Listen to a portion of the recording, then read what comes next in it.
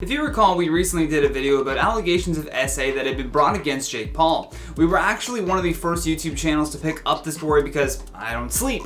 I just YouTube and that's it. I also noticed that other channels like Philip DeFranco, for example, had similar videos regarding Jake that got suppressed by YouTube, which is very disheartening to learn. So if there's one thing that you can do for us right now, it's hit that like button, because the more YouTube sees that people enjoy our content, the less important videos like this will be suppressed. It's weird that they're going to such lengths to protect him, but we'll save that conversation for another day. Without any further delay, let's just get right into it. Jake Paul has denied all the allegations made against him by Justine. Earlier in the week, she had alleged that she had been taken advantage of, for lack of a better word that YouTube won't let me use. Within her 20-minute video titled "Trigger Warning, Jake Paul Sexually Me," Justine described the events of that night with great detail. Justine said that she started hanging out with Jake Paul in 2019, and one evening things escalated between the two, to the point where she alleged that he had forced her to perform sex on him.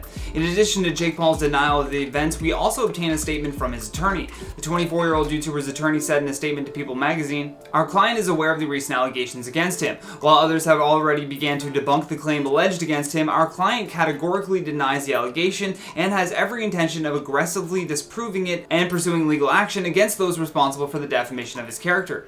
He then went on to say, "Our client believes that any false allegations diminish the credibility of those who have truly been victims of misconduct." Now, as I mentioned earlier, Jake made it public that he acknowledges these new accusations. At the very least, he acknowledges them. He said on a statement posted to Twitter, "Sexual allegations aren't something that I or anyone should ever take lightly, but to be crystal clear, this claim made against me is 100% false. Not only have I never had any sexual relationship with this individual, but this claim is solely a manufactured accusation and a blatant attempt for attention during a highly visible fight week." Interesting time to plug your fight, but let's move on. "Make no mistake, I plan on pursuing this defamation of character case to the fullest extent of the law. There are irreparable damages from these types of accusations, and more importantly, false allegations of this nature diminish those who have truly been victims of misconduct. Again, this individual is directly using the attention from her social media posts and video to promote her adult content website and Amazon shopping list, designed for people to buy her gifts. These allegations come conveniently for her almost 2 years after the alleged incident and the week of my fight. Of course," he writes in brackets.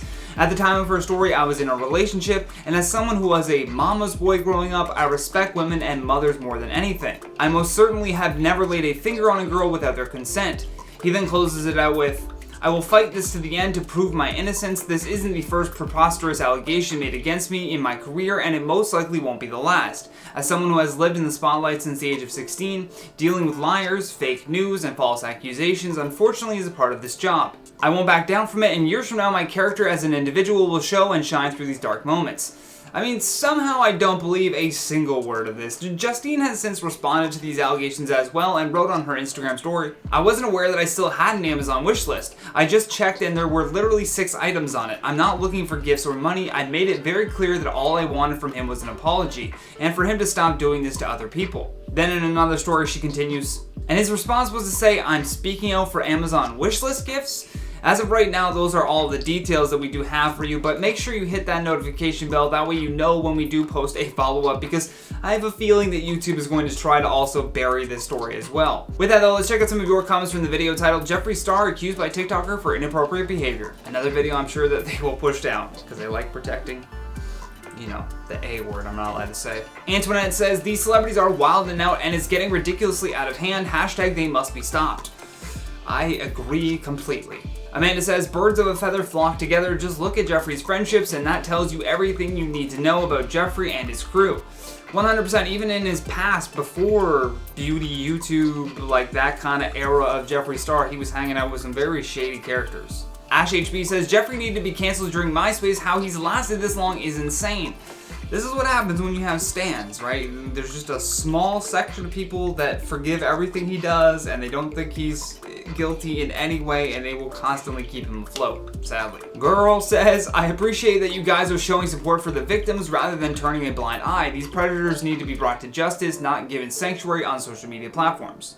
We completely agree, hence why we will keep coming at them with these new allegations that pop up. I'm not gonna let off. I don't think we should ever let off or ease up on these celebrities just because they are who they are. Laura says, "Seems like coincidental timing with James Charles having all this backlash. Bet JC is going to get swept under the rug again." No. We have not forgotten about James Charles. We have not forgotten about Dirty Dom. We have not forgotten about David Dobrik. We have not forgotten about a number of these very problematic YouTubers and influencers, and we will keep bringing you stories like this one. So, like I said, make sure you hit that subscribe button as well. But for now, that has been today's video, guys. Thank you so much for watching. I've been your host, Johnny Rogers, and until next time, stay classy, YouTube.